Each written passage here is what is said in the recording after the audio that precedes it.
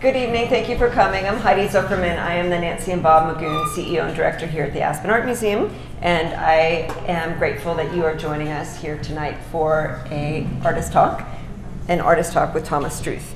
This is presented as part of the Questrom Lecture Series and made possible by the Questrom Education Fund with additional support. Oh, I think there's still music on. So, from the Good Works Foundation and Laura Donnelly. And I hope you will join us again on Tuesday at 6 o'clock. You heard me already heckling Lawrence Weiner, who will be talking with me on Tuesday as well. So Thomas Struth was born in Geldern, Germany.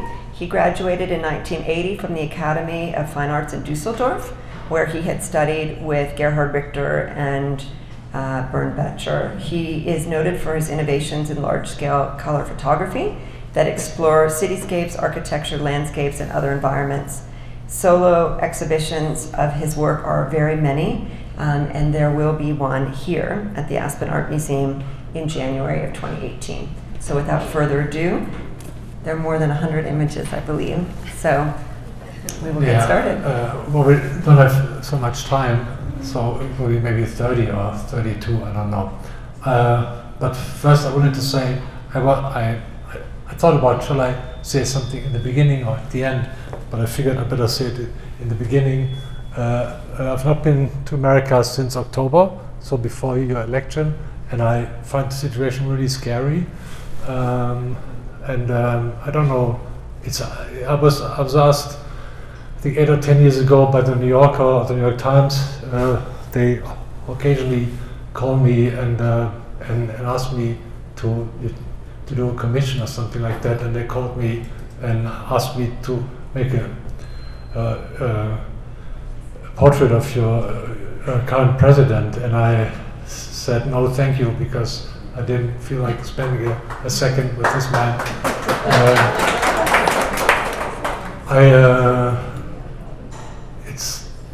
I find in my lifetime, sort of being born in Germany in '54, under very special conditions, I felt like, with different waves, there was kind of improvement in the social political field, in different cases, and there were like downslides, but in general, I felt it's kind of going up, and in the recent years, I have the feeling it's going rapidly down in many countries, in many circumstances, and I think that everybody should take that really seriously and not think that that things will go away and do something for personal profit that will run down many people in the drain.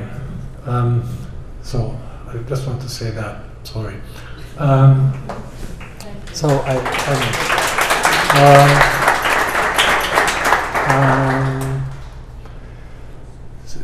So we'll show a few pieces from the show that I will do here.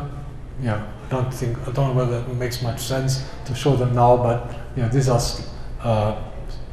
photographs that are all, I don't know, is anybody not familiar with my work? Few? Okay. So the talk is for you.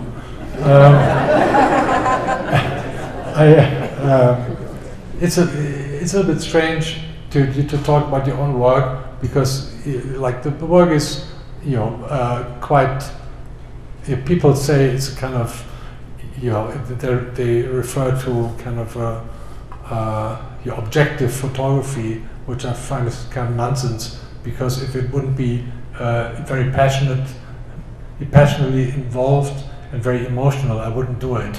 So this kind of objective photography is bullshit, I think. And I'm driven by picture making. I love picture making because that's one of the only few things that I'm good at.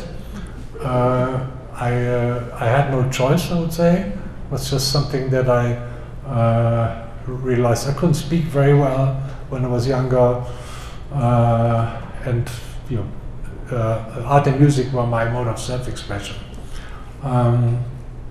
It was also an impulse to come to terms with is something positive in a way. Being born in Germany during the time, I felt like, what can I connect to that has positive meaning, and that's not a convention, and that's not a lie, that's not a escape or something like that. And I thought I found it in art, and I thought it was an interesting thing to. I was fascinated by being independent, but by doing what I want to do, and I could never imagine to work somewhere where somebody else tells me what to do. I thought it was a terrible, not very attractive perspective. So I started. Anyway, this is a series of pictures. There was in 9 years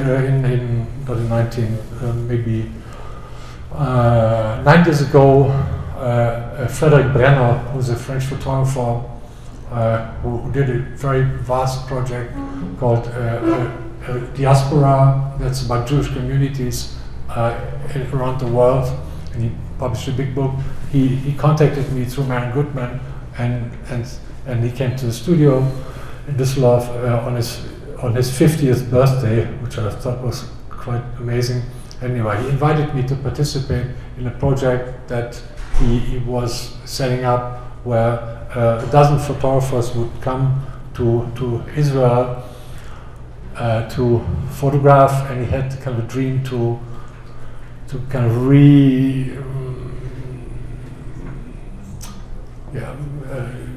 to draw a new picture of Israel in a way. And I'm not so sure whether he anticipated that everybody he invited also wanted to go to Palestine, but that's what happened. So for me, it felt like I'd never been to Israel before, but my parents were several times, and my brother worked in the kibbutz after he finished high school. But for me, it was always a bit. Somehow I was a bit afraid, I have to be honest. And anyway, so Frederick came, and I thought apparently that's my time to go, because it's connected with my work and so forth. So I went 8 times or 9 times between 2009 and 2014, and the result was, I think, 18 pictures or 19. And photographing, for me, my work has a lot to do with analyzing what to photograph, and compare, like, go through the reasoning, what the reasons could be why I photograph it, because photographing or doing something has, I think, mainly to do with why you do it. So when people, for example, say your photography and art, is that photograph an artwork or not, it lies in the intention of the maker and the person who sees what gets photographed and how it's composed and edited and so forth. So that City Hall in Tel Aviv, which I particularly wanted to photograph in dawn, and it's not maybe so visible here, but this is in the evening, and I wanted to include that in the series of pictures about Israel, because it's the place where Yitzhak Rabin got murdered, and it represents politics for me. So that's kind of where people you meet to make decisions and stuff like that. And it's also like an international style building. There was actually, when I showed this at the Tel Aviv Museum, when the show was there, this big group show called This Place, the architect came and spoke up to me, and he's like, he designed this when he was 22 years old or 23, and now he's 87 or something like that. So it's an international style building, but it's also like the use of the building somehow shows you, when you look closely, it's in the desert. It cannot be. It's not in Montevideo. It's not in Berlin. It's not in Paris or New York. Anyway, And then also I like the clouds. You know, it's sort of the way the gesture in which it faces like straight forward, and you have the clouds that come behind, and the dawn is a particular time of day.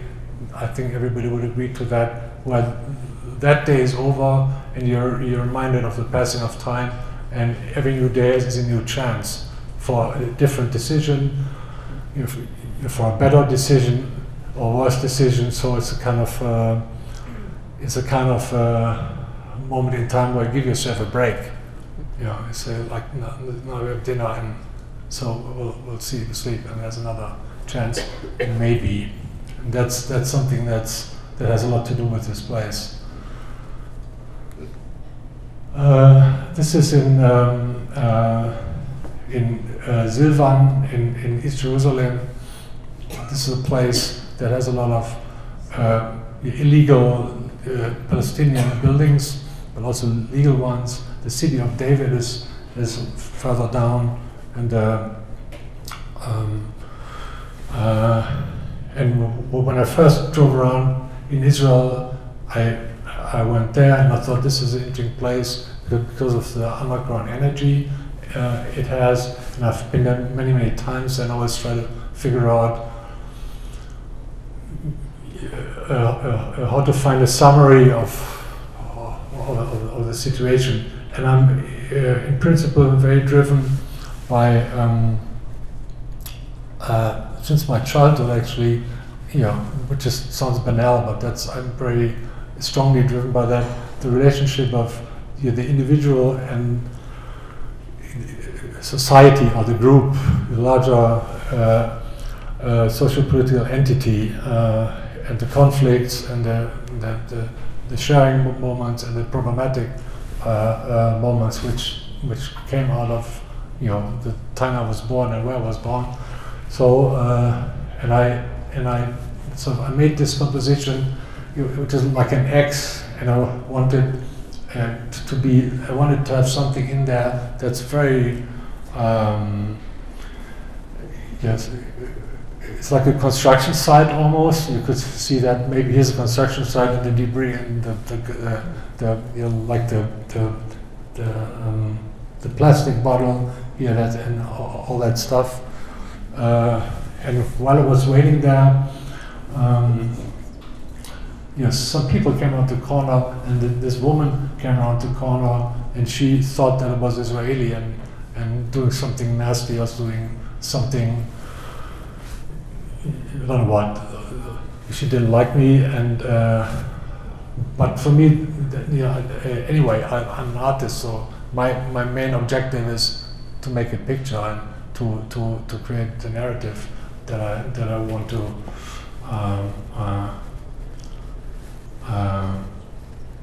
display or find, and I thought as an emblematic thing for the situation that everybody who lives there lives under that kind of tension of the conflict. And I've never photographed in a place of conflict before, and so all that situation is in everybody, in every individual, but it's also in the air, and it's practically everywhere. And that for me is a kind of emblematic expression of that. Then this is a place, when I first came, landed in Tel Aviv and took the car to Jerusalem, I passed by this settlement, Hahuma, which at the time did not have this extension yet, and it looks a little bit like, has a little bit the shape of the Tower of Babylon, or Babel. Yeah, and I found that really strange in a way, very particular. So I went back 5-6 times over and over again to make the picture of the situation. And I have many pictures, but they never really convinced me. So I went back and back and back again over the years each time I was there. And one time then they started to make that extension, and I saw this opportunity, which I think explains itself. Then I went twice to Hebron, which I think was anybody of you there? Okay, so the first time I was in the Israeli neighborhood there, settlement. It's not really a settlement, but it's a part in the middle of Hebron, and I made these 2 street pictures. The next time I went there, I was on the other side with my wife, who's American, and 2 friends from New York, and I've made many digital pictures. But unfortunately, the first time that the SD card, the chip, got compromised, and I don't have any of these pictures. But you pointed that by people from the roof of a school there with guns to intimidate us, and I was not so scared because I thought they're not going to shoot at us. So, but my wife and our friends were really scared. This is at the outside of Ramallah. This is a situation I found. I can't really explain why I got sort of fascinated by it. I think mainly because it could be that when you follow the news about the conflict through the years and decades, it always leaves a kind of your resume that the Palestinians don't do anything, or they just mean trouble, but this is a quarry of something, I don't know, and I just found that interesting, and also for me, and with the combination of this it's not really garbage, it's kind of wooden architecture. It's had for me like a sculpturally interesting thing. It matters a lot for me also when there are clouds in a picture. They have to sit right. It's because they're also in the picture they become a piece of sculpture, and they mean something. And you cannot have any cloud of any shape in there. They have to have the right form. This is also nearby on the outskirts of Ramallah. You see the industrial scenery. There's a car cemetery here, and this I found this a kind of archaic, situation that I always thought that might have looked like this. Not the dirty industrial puddle, but the stone and the color of the earth and all this and these trees. It might have looked. This is like a biblical situation. I like the shape of that thing. It looks a little bit like a heart that's turned upside down with this tree and the reflection here. And this has somewhat a little bit of a Dürer quality in terms of the fineness and the detail, richness of nature.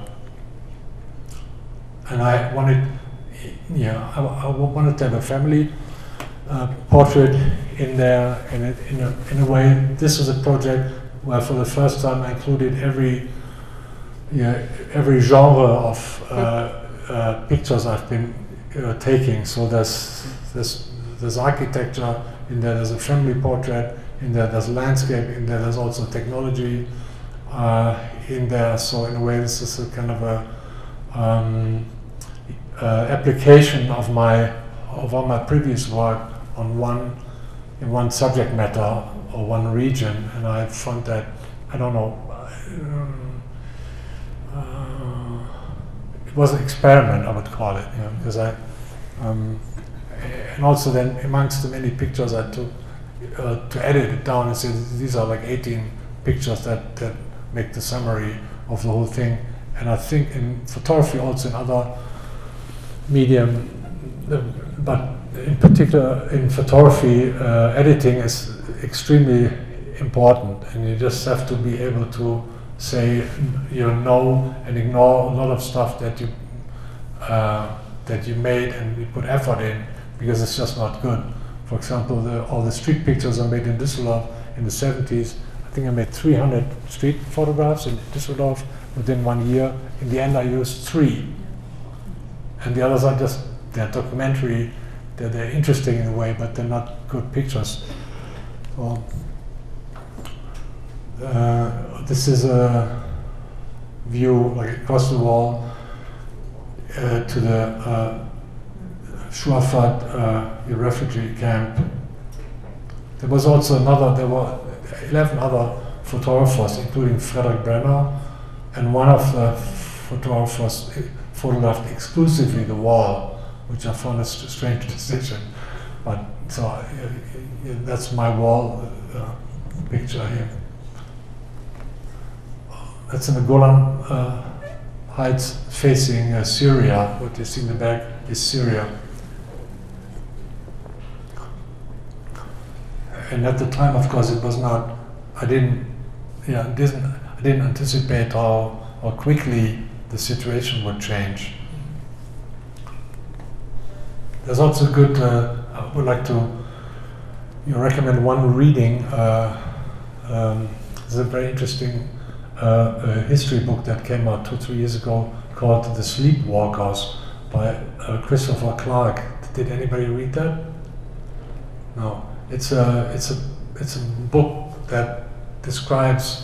It's not like that's the first book that tries to describe that, but it's a book that describes how it came to World War I, like between 1870 and 1914. It's a very, very interesting book that's about the, that describes interestingly how a situation just piles up very quickly over a brief amount of time and amounts into a disaster that nobody really expected. This is a situation I found in Golan Heights. It's a former mosque that was destroyed in I think 1967. This is I made two pictures in churches. One is in the Holy Sepulchre, which I think is an extraordinary place where that's divided between religions, and it's but it's a place that's impossible to photograph really, because what you see there as you go through it, you see so many different things. It's very difficult to wrap up. So finally, I decided to make a picture that is a reminder, at least for me, of the more archaic understanding of religion, maybe. And the other one is the interior of the Basilica of the Annunciation, where they invited Stanley Kubrick to design an architecture, and I always found this is kind of great. It says something about the obsession of religion in a way, how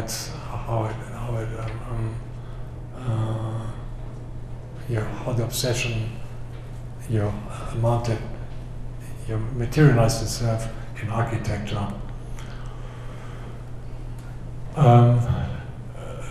The two pictures of technology in there, I began in 2007 to photograph in places of technology and science, mainly because I was driven by the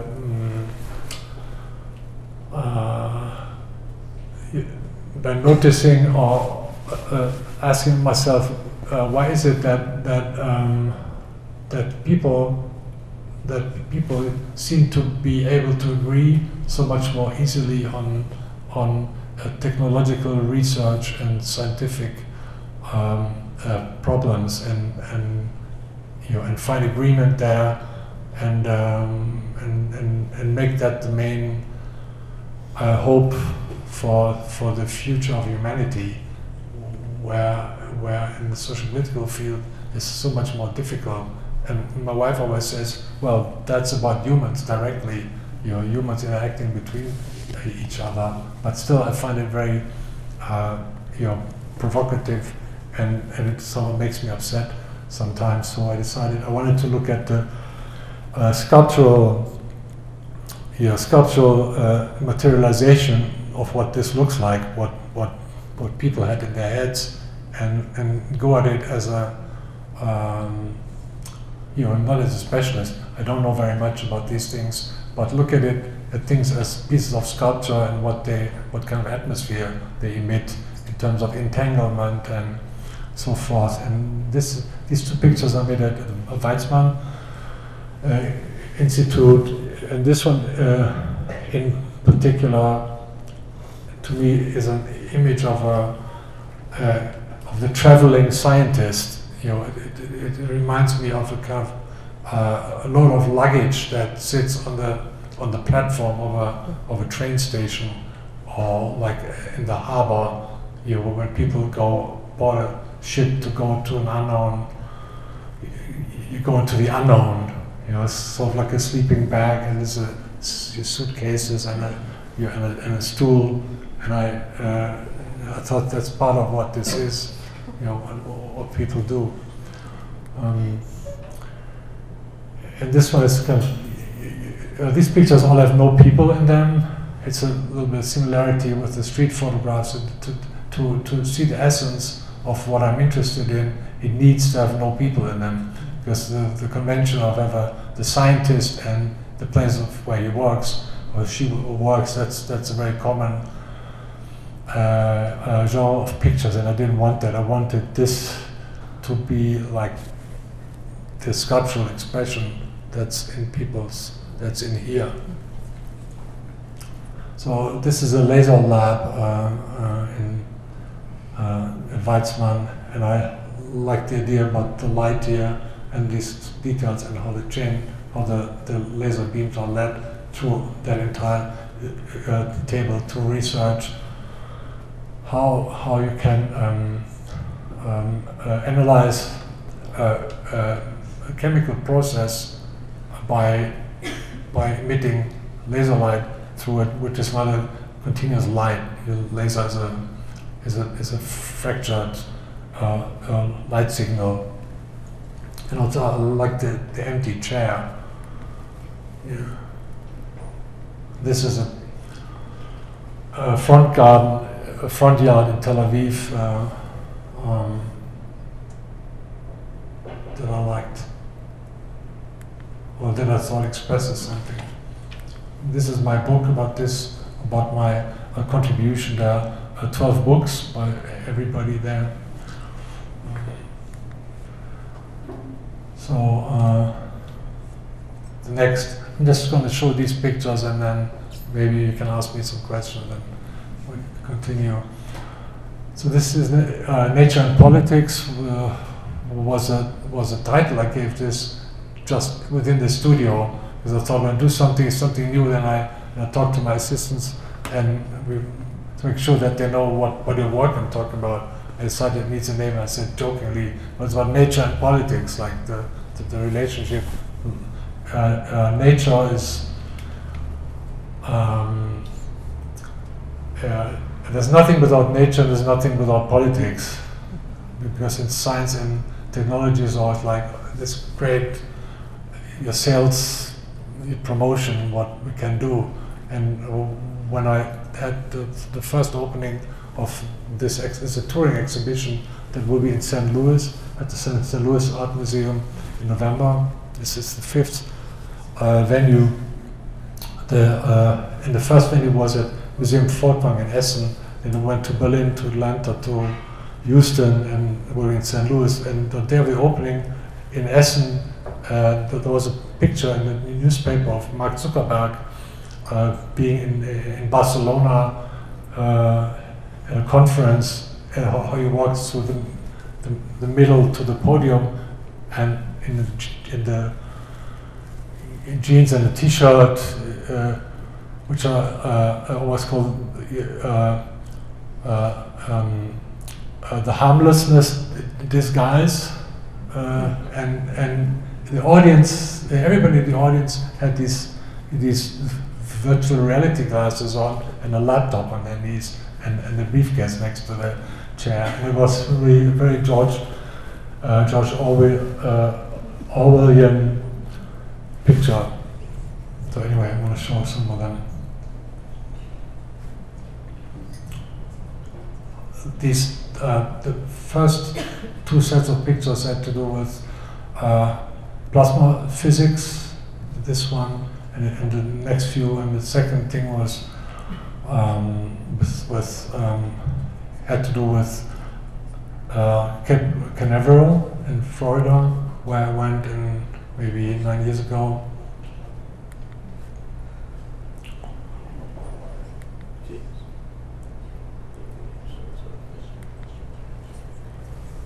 So that's the other side of Space Shuttle Endeavour. It's a very large photograph where I can see very detailed the heat tiles, and for me it's always like I was astonished at this. My interest here was in the imperfection, that when you really look at the heat tiles that are baked in the garage, you're next to the garage where the space shuttles were getting repaired.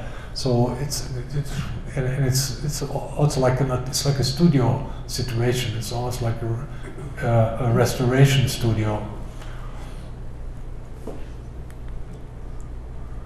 Then this is a city of Ulsan in South Korea, which interested me because of the apocalyptic dimension of urban architecture versus this kind of classic Asian landscape that many people know, or is very famous from traditional Asian painting. There's a few pictures that are futuristic from a perspective of 150 years ago. So that's one. But this is a functioning hot rolling mill where they make stainless steel, flat steel that's used to make cars and stuff like that. So that's what that looks like.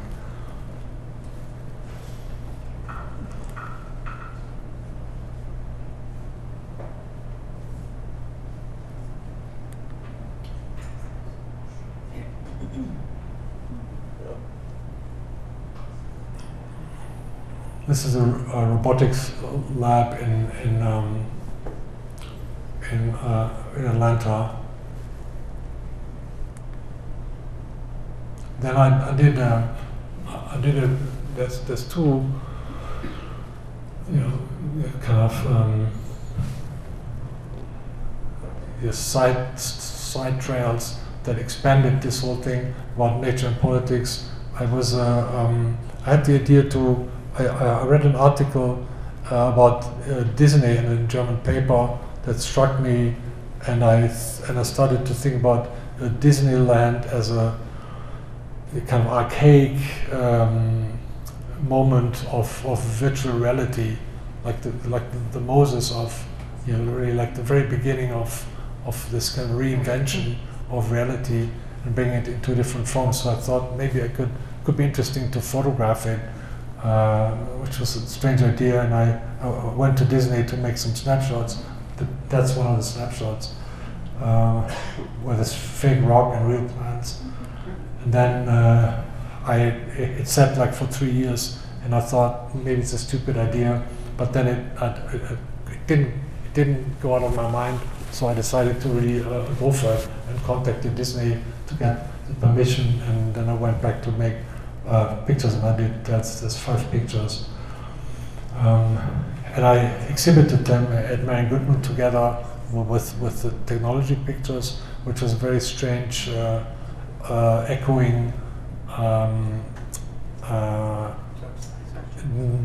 dynamic about the question what is real and what does reality mean and what is an invention, and it was very particular. And then, this is Atlanta, the aquarium. That's it's kind of a museum photograph in a street scene because this looks like the tiles of a sidewalk on the street. And it's a futuristic situation, as if the ocean one day will only be visible as a substitute. And then I did 3 pictures that have to do with medical situations, because I thought science technology comes the closest to the human being in the operation room, and I made 2 pictures of operation. That's a prostate operation, where it took me. I watched like 3 or 4 operations, because it was a new subject matter. I have to figure out what are how does it work, and what the lighting, the composition, what do I need in the picture and what not. And this one is and then I thought, as I'm a very curious man, mostly to my advantage, but sometimes not. So I thought, this is a single picture, I need another picture. What could it be? And I thought it could be about the brain, like what's inside the head. And there's a special young surgeon in Berlin at Charité who specialized in operations in the head and on the spine. And I contacted him, and he said, "Yeah, you can, if you want, you can watch an operation." So I went in and watched an operation for 4 hours and made some snapshots, and it took me like, I wish I wouldn't have seen it, but I did. And then I thought, I cannot do this, and then maybe it took a year. Then there was one snapshot of what I'd done came back to me, which was before the operation had started, which had to do with surrender, just being, surrendering to the potential of your improvement and surviving, and which is just a general notion of that we have, that everybody has, one day or another, or in different situations. So I went back and made this picture. And then that's the third one, which is at the Medical Museum at Charité, and there's a person who's responsible for the organs that they have that are in alcohol or formaldehyde, and she also makes wax casts of examples of injuries and stuff like that. So I visited her, and she's a very interesting person. And I saw this situation. There were 3 marble dissection tables from 1904, and those were examples of what she's been training to mold them, to paint on them, to make them look realistic. And I thought it's a fantastic opportunity, because it reminded me of the sheets of drawings of Renaissance painters, studying the different gestures of the hand and so forth, and the tools in there. And so I did this. Okay, questions? Yeah. I mean, I have much more, but I thought maybe we can. Sure. Okay. So,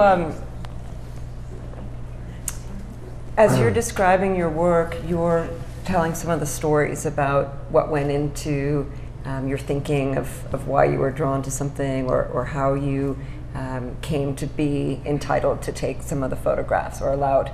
How important is the storytelling aspect of photography and your work to you? Well, I think in principle, storytelling is a human condition, and you cannot, like everybody, whatever you do, tells a story.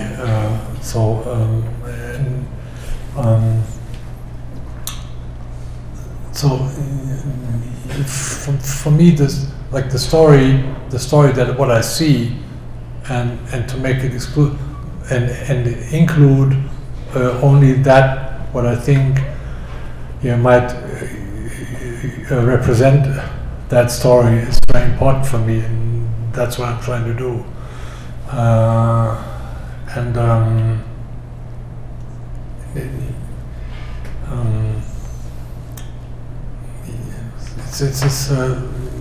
Yeah, that's what it is. So you didn't show any of your museum works today, but those are some of your most well-known works, and it was a very provocative statement. I think a lot of people thought for you to be observing people while they were observing art, and maybe you could talk a little bit about why you started doing that, and what some of the attractions were for you.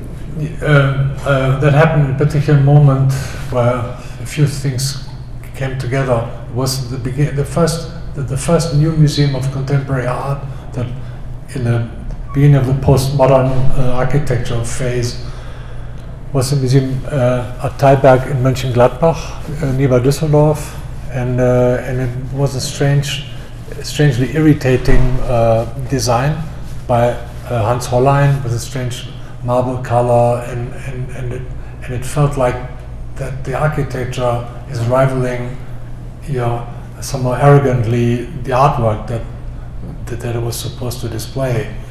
And around the same time, there was also the museum visit that for me was something. When I grew up, I went to the Museum Ludwig in Cologne very often in the afternoon, after school was finished, and there were very few people in the museum, and it was very good to listen to the artwork.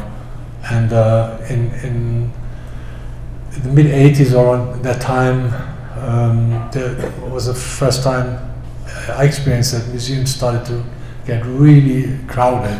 I mean, that development didn't stop; it got even more so. And I noticed, or I said to myself, this is a strange situation, because people don't really know how to deal with this, or they go in the museum, they want to pay attention to every work. Then when they might arrive at a piece that they really like, that means something to them personally, they're already exhausted, and they want to have a coffee, and they turn around and walk away. So the notion of what is a situation to get involved in the experience and looking at a work of art is kind of endangered, or is it at I don't know how to express that in English, is changing in a way. And at the same time also I started to exhibit publicly, and public institutions started to buy my work. So the question of what does it mean that a work of art is in a museum was much more came much closer to me. Is the museum a cemetery, or is it? It should be a living entity, like a living entity, and not not something where where the artworks are being put into the grave. So I decided, I thought I could make a time, like a time tunnel between me as an artist, those artists who did these artworks, and their audience, and so it was actually quite easy thought. But it also did something, it followed a certain line of decisions. The first one was to select a painting that means something to me, that I found interesting for very different reasons, and then observe the reading. What would happen? Is there any relationship between the viewers that were standing there, that were appearing and going away very quickly? So what I did, I was just standing there for each picture for a few hours until I made exposed, when there was something interesting, but then there was always only one picture. I don't know if they come a bit later.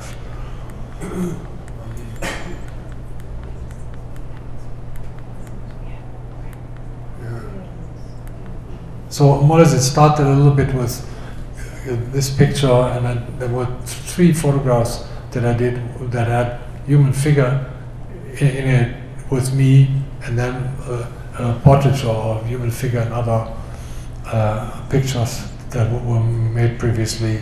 And I found that an interesting thing to bring painting and photography together on the same picture plane. And I think, these are 30 years old now, and they display different modes of relationship, your cultural distance, where you feel the cultural distance, or it can be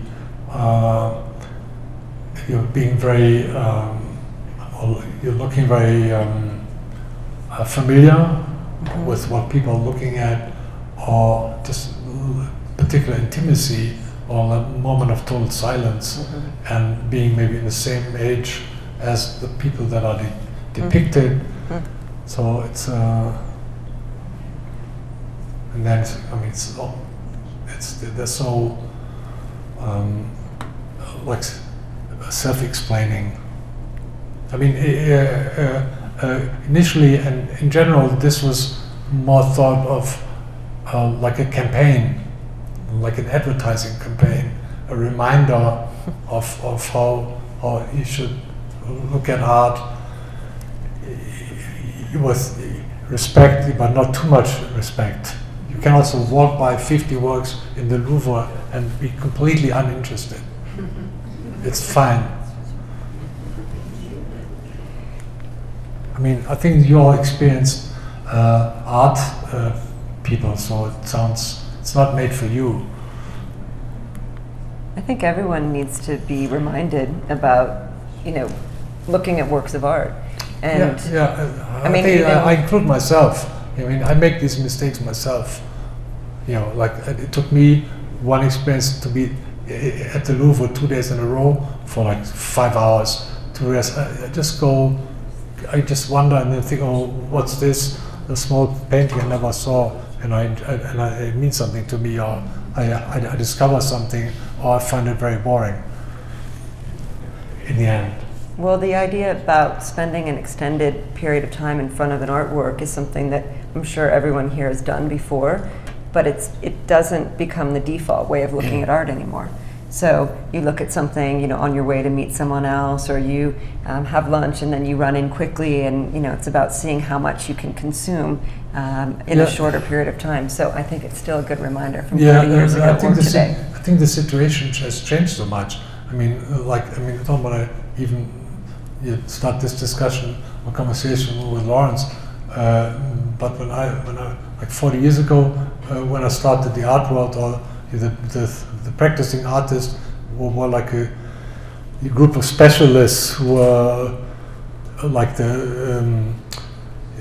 your kind of icebreaker in society, or they were kind of special agents in a way. And now they're kind of the artists belong to. I think there's too much loaded on the artist's back for, like, as soon as we put art somewhere on it, it's like a placebo, as if each time it makes the situation better. This is bullshit. Yeah, sometimes it does. Yeah, it does. Yeah, but what I'm saying, it's not. I'm only saying it shouldn't be. I think this is.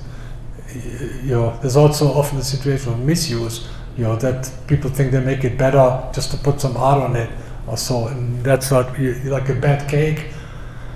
You don't make it better with a few cherries on it. That's not the point.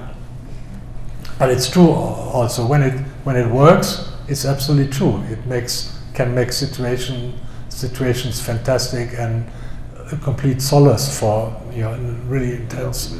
Yeah, optimist. You know, I know the experience very well. I totally agree. So we're going to take a couple questions from the audience, but I do think it's an important point that you're right. People look to works of art and to artists in particular to solve a lot of problems, and it's sometimes unfair to art. But you know, when it does work, there's nothing better, right? I mean, that's the great seduction of it. So, Larry? I was kind of curious. I believe you studied with Richter. Prior to photography, you were a painter. And I'm just kind of curious how you feel, because you like to frame the narrative, how you feel about artists who apply paint to photographs after, like Richter, like Polka. Have you ever been tempted to do that? Do you want to repeat the question more or less? Do you want me to do it? Yeah. Okay, so the question, it was actually one of my questions too, that Thomas studied with Richter, and before making photographs he was a painter, and the question was about has he ever been drawn to potentially put paint on top of photography like some of the other artists who have as well? No, I've not been. I've not been attempted. It's hard. I mean, I have a very big show right now at Haus der Kunst in Munich. That's an exhibition that includes a lot of my archive. That shows like the development from 1970 until today. That's in the middle of the show. So there's a painting and some drawings and sketchbooks and records and books and writings and whatnot. And it was not my idea to that. The curator started with that, but I finally agreed. I thought it was interesting because it shows like the development much better. I mentioned, you know, many times that I did painting before, but people don't know what that means. And I mean, I was drawing and painting between I was 13 until 21. So that's 8 years. That's a lot of time when you're at that age. And I was very passionate about it, but it was also a juvenile thing to do, and it didn't. Yeah, was influenced by different things. I looked at a lot of painting and sculpture. Actually, I didn't know anything about the history of photography at the time, but when I studied at the academy, I realized there's a totally different world of your reasoning, in a way, why things come to existence in art, and now I'm sort of in the public realm in a way. It's not private anymore, and that changed the whole scenery for me. And I love painting, as you could see today, and I see a lot in painting because I was a painter. And I don't know. Never say never. I don't know what's going to happen in the future. So, yeah, Paula. I'm interested in the pristine quality of your photography, and you're taking a subject that might be somebody in the scene might ignore it, that it looks very ordinary, but the transformation through your process into idealizing these things, so that then when you say there's a political beneath it, it even becomes even harder to reach out. Am I touching on anything that makes sense to you? The technique you present yourself, the way you present your subject. Yeah, well, I think, as I said to Heidi before, I think I'm very influenced by music because I love music very much, and I always did, and it has a lot to do with your composition and with the development of weights, and soft and loud and stuff like that. And I'm thinking I'm very good in composition. It's just I can't help it. It's just how I develop, and I like to install exhibitions. I grew up with, or my generation of artists in Germany or elsewhere. We grew up with minimal and conceptual artists like Lawrence, and they were kind of our heroes, and they were the good examples. Their practice was very clear, passionate but unsentimental, which in the sentimentality and the emotional drama of the post-war time felt very refreshing to me, but we couldn't continue on that path. I mean, we learned a lot. I learned a lot from that, but which means we learned a lot about the relationship of the artwork to the environment where it sits. How it makes the environment around it much more present and clear. What it is, its character, and it's very analytic, and that's what you took from those your role models, of from those from you and your some of your age group, but we couldn't continue. I mean, there was nothing to put on top of that, or there was nothing to make better. So we many of us we said, okay, where's the figurative, or so is there anything any desire in us that can create a new field or new artwork, it did. But at the same time, we were very influenced by this clarity and by this kind of simplicity is not the right word, but the precision of the decision making and the editing and the awareness. So that's what happened, I think. And as I said before, I don't crop very often, and I'm cropping when I'm there, and that's enough. I crop sometimes a little bit, like the photograph of Ulsan. There's a composition of two negatives. That's why it's so long. Sometimes I take something away. Or the mountain in Disney, that's a 4x8x10 negative. So there's much more sky and much more water, but it needed to be a panorama.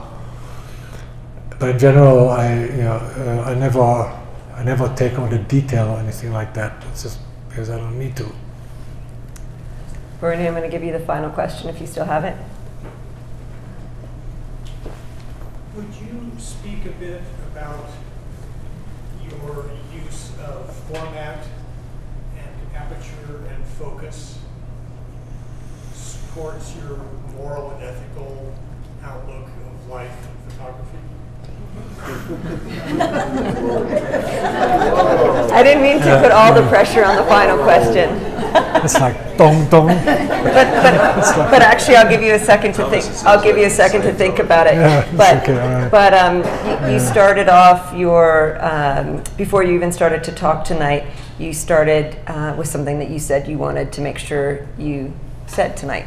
So it's an interesting way to end with a question about how the mechanics of the photographs that you take do or do not influence the intentional political or societal commentary. Yeah. Well, I think that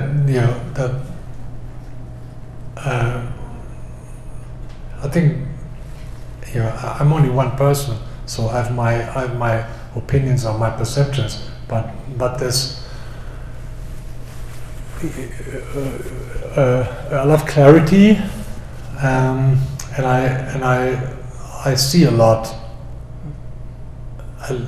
Psychologically, sociologically, visually.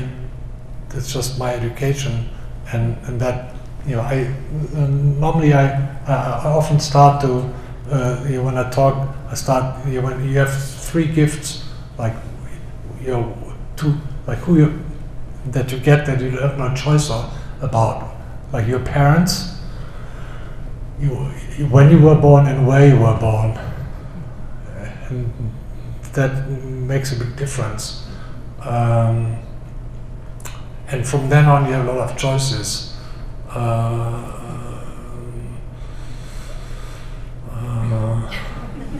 And you know what? I think we can actually end there because you know what? Thank you.